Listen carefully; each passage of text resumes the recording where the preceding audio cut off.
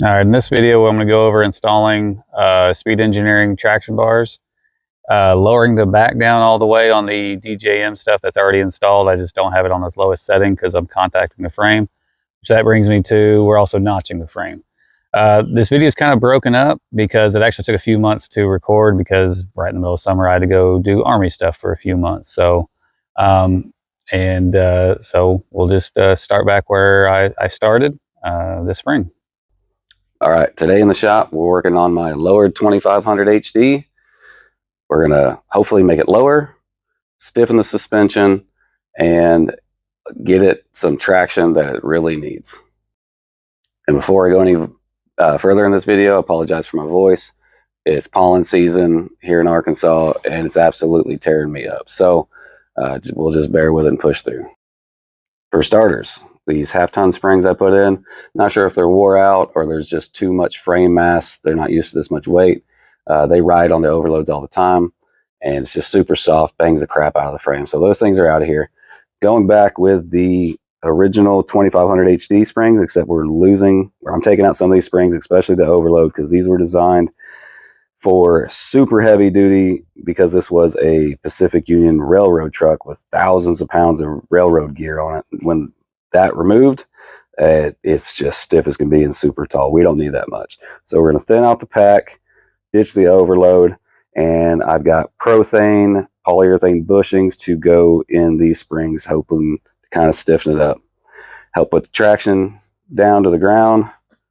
We're installing suspension engineering traction bars. Of course, these are designed for 1500, so we're going to have to open up the mouth of these brackets here because the 14 bolt has a larger tube diameter than the 10 bolt. Shouldn't be a big deal. Everything else should work the same.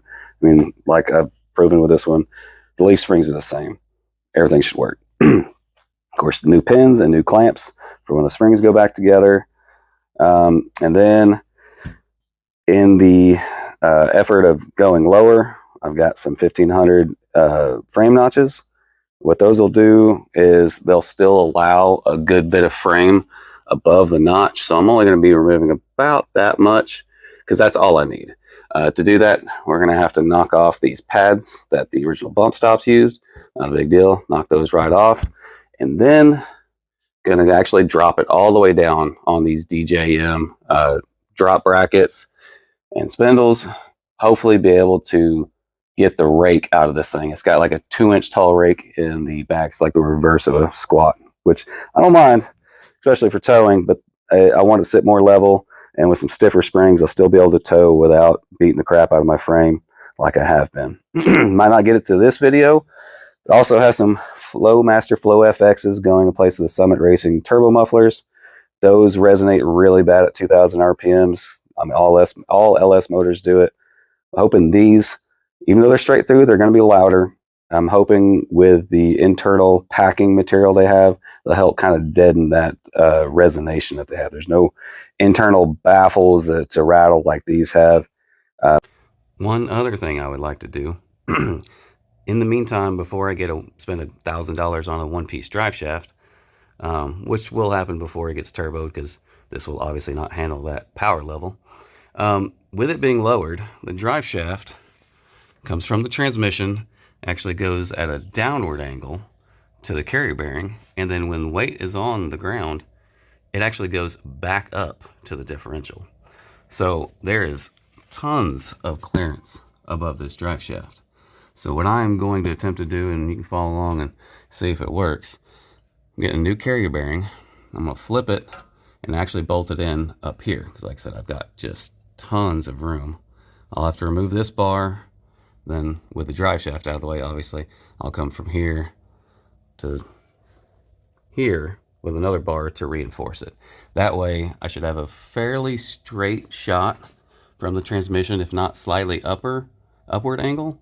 And then I won't be actually going up from the carrier bearing to the differential. And that'll allow me to set my pinion angle and make the drive shaft a little happier as well. And before anybody says, oh, you ruined your 2500, well, this is a 6.0 gas two-wheel drive. I mean, nobody bought these to pull triple car haulers and whatnot. And these springs are significantly beefier than both G&T 800 Duramax trucks I had. They were like a 3 plus the overload, and these are 5 plus an overload, and they are ridiculously stiff. And for what I need, they'll do just fine. I have a single car hauler that's only rated for 7,000 pounds. It'll never see more than that. It's more than enough for me. And I didn't really buy it for the 3/4 tonness, other than I didn't want to deal with 10 bolts, 6 L80s, and AFM crap. This has everything that I need upgraded. It's already done. So that's why I chose this truck, not really to pull like a ridiculous amount of weights. It's basically, to me, like a 1500 HD at this point. Yeah, I can pull some stuff, but ultimately it's just a truck that hauls some crap every now and again. So, even though I don't really use it as 3/4 ton, I ended up getting a really good deal on a Cummins with an NV4500 manual transmission. So its towing days are basically over. I mean, it can still tow. It's still set up, still has air shocks and stuff on it, and so it can tow, but it doesn't have to anymore. So that makes it a little easier and can have a little bit more fun with it. So I built the springs off camera, kind of playing with different, combinations, see what I wanted to go with. Turns out the railroad company put a aftermarket addle leaf, and that's why it was a lot stiffer and taller than most. So what I did is, there's the factory with the addle leaf in it. That's the 1/2 ton there in the middle, and this is what I'm going with. So I'm just going with the first 3 leaves minus the addle leaf. It shouldn't be too tall where it'll actually lift it back up anymore, but also give me the little bit more weight capacity than what I currently have. So we'll see. I'm still going to leave the center bolt just long enough, or if I don't like it, I can go back and add leaves in to get the firm ride that I'm looking for.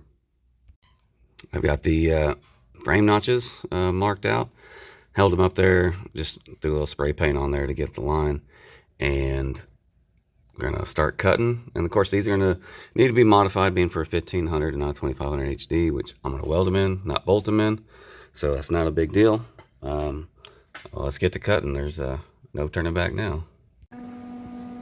So I went a little off script. After getting the frame notched, I realized that 1/2 ton frame notch really wasn't going to work.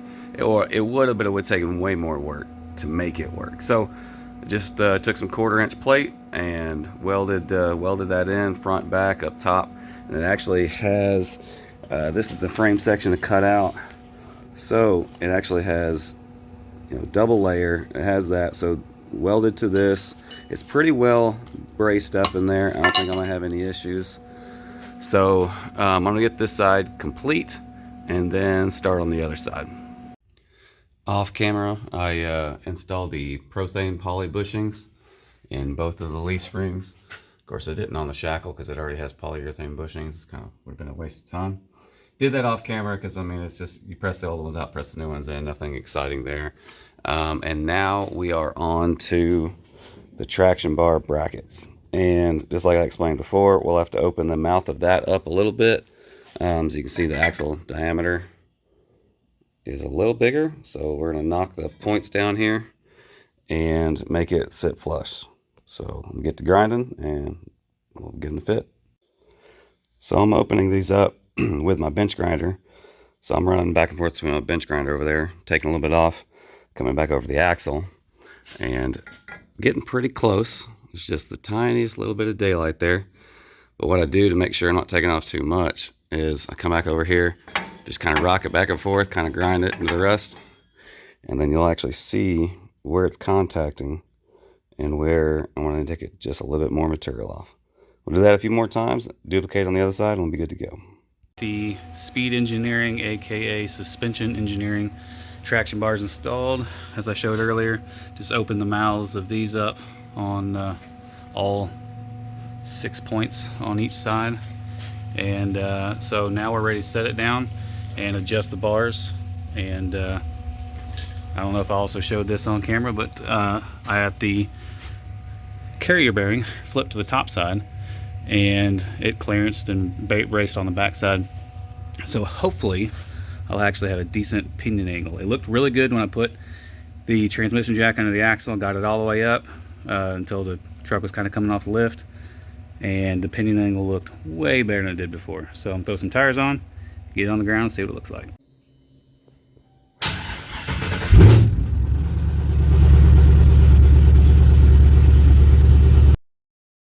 So after playing with a spring pack, we did settle on the three largest springs with no overload.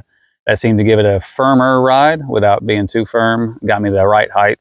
My top of the axle is in the notch about a half an inch. So it's sitting really nice and level now. Actually, it's almost down a little bit in the rear, which is fine. I got the air shocks. I can kind of adjust the height, which we're going to go to the track and test it out and see how well these traction bars work.